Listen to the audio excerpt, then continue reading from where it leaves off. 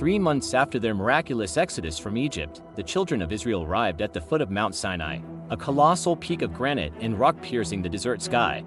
Here, in this desolate wilderness, a profound encounter between humanity and the divine was about to unfold. The Lord called to Moses from the mountain, promising to make Israel his treasured possession, a kingdom of priests, and a holy nation, if they would obey his voice and keep his covenant. The people, still in awe of their recent liberation, eagerly agreed, "All that the Lord has spoken, we will do." For 3 days, the Israelites prepared themselves.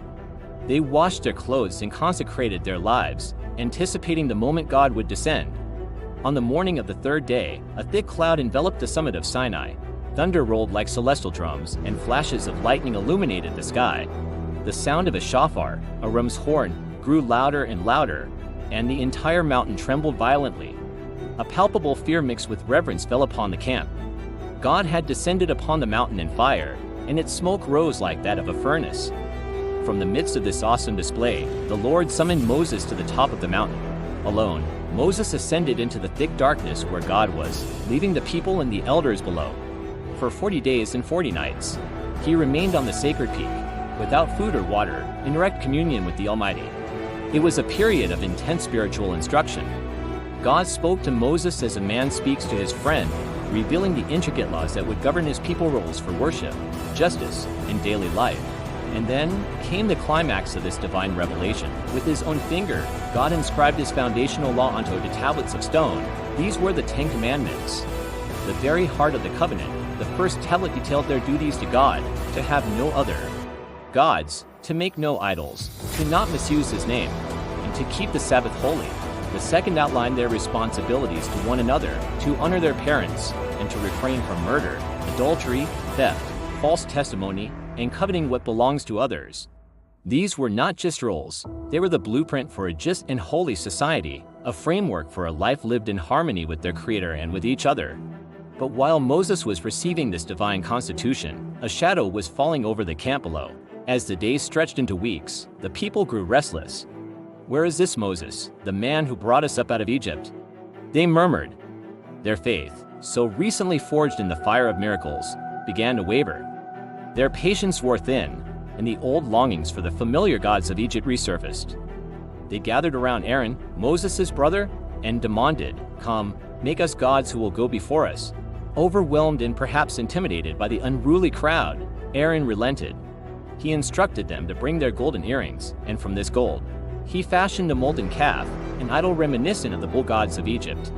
When the people saw it, they declared, "These are your gods, O Israel, who brought you up out of the land of Egypt." They built an altar before it, offered sacrifices, and celebrated with unrestrained revelry. In a single act of defiance, they had broken the first and most sacred of the commandments they had not even formally received. On the mountain, God saw the corruption below. His anger burned hot against the stiff-necked people. He told Moses, "Go down, for your people, whom you brought out of Egypt, have become corrupt." God even offered to destroy them and start a new nation with Moses. But Moses, in an act of incredible love and leadership, interceded for his people. He pleaded with God, reminding him of his promises to Abraham, Isaac, and Jacob. "Turn from your fierce wrath," he begged. "Relent from this disaster against your people." And the Lord listened, relenting from the harm he had said he would do. With the 2 stone tablets in his hands, Moses began his descent. As he and his young aide, Joshua, drew near the camp, they heard the sounds of singing and wild celebration. When Moses saw the golden calf and the dancing, his own righteous anger ignited.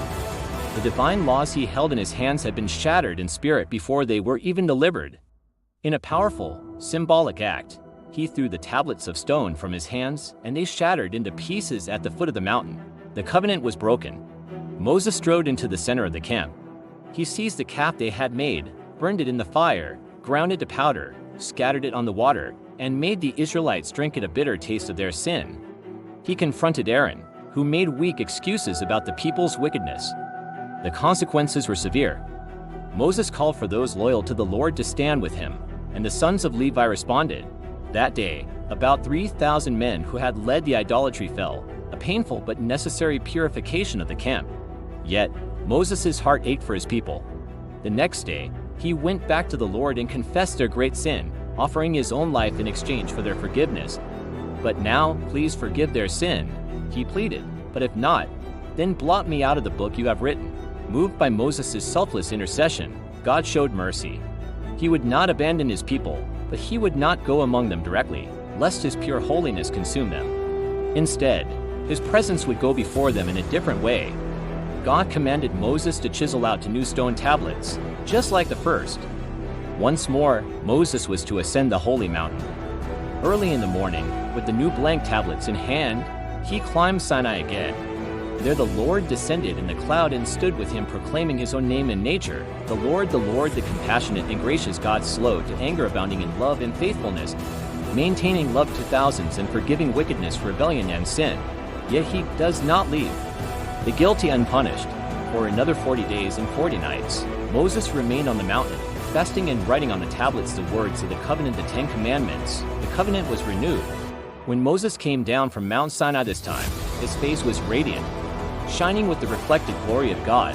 He had to wear a veil, for the people were afraid to come near him. He brought with him not only the restored law but also the assurance of God's forgiveness in his enduring presence. The broken covenant was mended, and the journey of this holy nation, guided by divine law, could now truly begin.